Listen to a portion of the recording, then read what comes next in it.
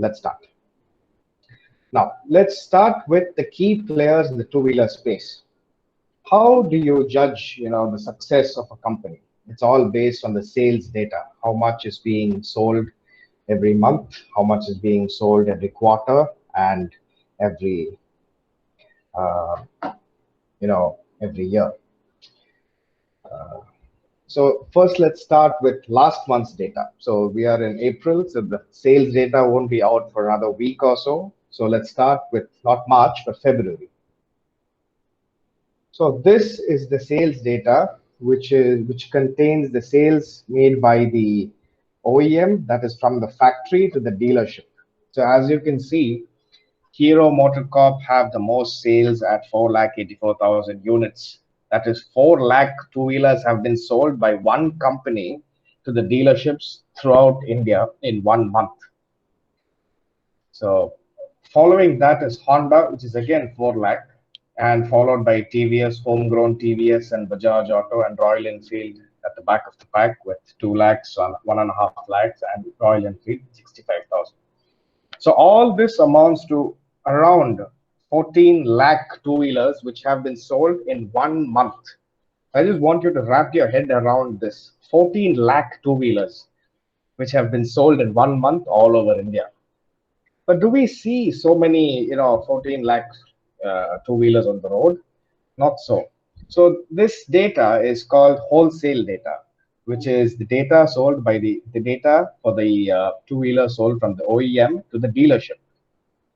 So the key data which we have to see is the data which is, how many two-wheelers have actually been bought by the end consumer, which is you and me. So that is given here. So as you can compare the first data, 484,000, say Splendors sold, but actually how many people who have actually bought a two-wheeler are only 350,000. So once you wrap your head around that, you get only 10 lakh, 11 lakh sales. So 14 lakh might have been sent out of the factory with only 11 lakh around the road. But market share doesn't, waver that much, because as you can see in the wholesale data or the retail data, which is on the side, right side, Hero have a commanding market share of 34%, and which is reduced, very negligibly to 32%. So Hero MotoCorp initially were Hero Honda, were one of the pioneers in the Indian automotive two-wheeler segment, and now I think they've last week they rolled out their 100 millionth bike, and they had a huge celebration for that. So this is a common sight on the roads, which is the Hero Splendor, which has been on sale for the past 20 plus years, which is using the same chassis, the same wheels. The only thing different now, owing to BS6 regulations, would be a fuel-injected engine. But there are sources where you've heard of, a small company, a tier 1 company, a large fuel injection system supplier, I don't want to reveal the name, has tried out an electronic carburetor system for few of their bikes. So it still holds on. This is one of the very few bikes in the BS6 era to be sold with a carburetor rather than a fuel injection system. Then the second, this is the most sold bike in the country. The second most sold bike or two-wheeler is the Honda Activa. The Honda Activa also has been, driven by every other father, mother, grandparent in the family, and finally it ends up to you. You might have brought it to college. So the Honda Activa is the most sold scooter in the country, and it's the second most sold two-wheeler overall. I think we can move on to the four-wheeler space. So obviously, Maruti Suzuki is the key player in the four-wheeler space with 1.5 lakh cars being sold every month. This is just by one manufacturer, which has a potential, substantial growth of 8.3%. That is over the last month, and a market share of 47%. So every other car you see on the road is a Maruti Suzuki. Despite all the hindrances to the safety norms, people say Maruti is a tin can, it doesn't have safety, all that is there. Despite of that, people buy 1.5 lakh cars a month. So that ends up to 3.1 lakhs per month, 3.1 lakh cars per month. Retail data is not very far off from the wholesale value, which is around 2.5 lakh cars a month. So obviously, the Maruti Suzuki is the first best in terms of sales, mind you, player in the market. And you might have seen over the past few years, the best-selling car would have been the small Alto, the Alto 800, which is the cheapest car in their stable. Of late, 2019, 20, and 21, we are currently in 2021, but the trend shows that the best sold car is the Maruti Swift, which is, say, a mid-size hatchback, which is lower than the Baleno.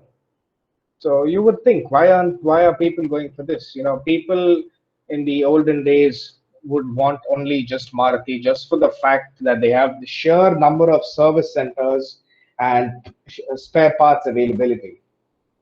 Now people don't mind. They spend a lot more on on their car loans. They get a base model car and then put whatever accessory they want to it.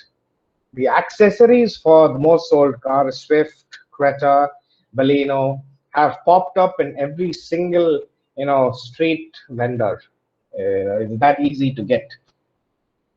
So the second most sold car is the Baleno, and then only after this you get the Alto 800. So consumer is king or queen. Their expectations are changing. Initially, you would just want a car to replace your bike, but now you want a car with air conditioning, with smartphone connectivity, connected car tech. You would want to know where your car is parked 5 kilometers away. You want all these things in the car. Ultimately, we'll end up with consumers wanting cars which can autonomously come pick them up and drop them off at their location. The second one is Hyundai, and Creta is the most sold car. Imagine an SUV is the most sold car of a brand. We'll move on to the commercial vehicles. So unfortunately, commercial vehicle wholesale data is a closely guarded secret. It is not, viable, and it's not available to people like you and me. It is only available to the dispatch teams, the marketing teams at the respective companies. But this is the retail data. This actually shows how many trucks are there on the road and how many buses are there on the road. So this is no surprise. Tata Motors are the pioneers and the market leaders in the commercial vehicle space. That is for trucks.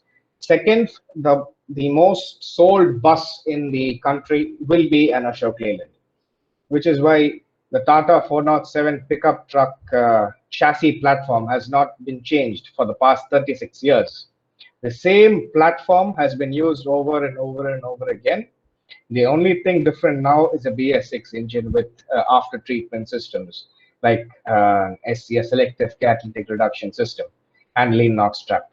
But apart from that, the chassis is same, cabin is same. You might get few connectivity features. That's all. An interesting point to note is that very same chassis used for the Tata 407 was used in the Tata Sierra in the very same engine too initially, before the petrol engine came into the picture. Ashok Leyland is a very well-known name. They produce the most buses in the country, and they are fourth in the world overall. So this is the latest rendition of the Ashok Leyland Viking bus, a bus which has been in India for over 40 years. You might recognize all your NTC buses and your, the orange and beige buses. All of them at one point were Vikings. The body might be somebody else. You have Prakash, Veera, and all that, and Irizar TVS, but the chassis is an Ashok Leyland Viking. Now, let's move on to the electric vehicles. So these are the, two-wheeler OEMs which are producing electric vehicles in India.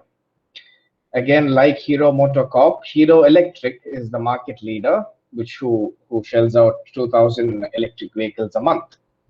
And then you also have Okinawa, Ampere, Ather Energy, and every other, and TVS and with Bajaj. Every other OEM in this just rebadges Chinese um, two-wheelers. They import it from China, they rebadge them, sell them in the Indian market. You might have a very, very small degree of localization, but this is what happens. Moving on to the four-wheelers, unfortunately, we do not have much choice for four-wheelers. We have Tata Nexon EV, we have an MG ZS, a Hyundai Kona, and a Tata Tigor. And they have not much growth in the four-wheeler segment because unfortunately, even though there is a scheme by the government which is faster adoption for electric and hybrid vehicles, unfortunately, the tax concessions are not for the four-wheelers. You have concessions for the two-wheelers based on your battery size and the speed at which it goes, but none for the four-wheelers. So obviously, this is a Tata Nexon EV, and which is well known in the EV space, and the Hero Electric Nix, which looks exactly like the Pleasure, but this is an EV only model.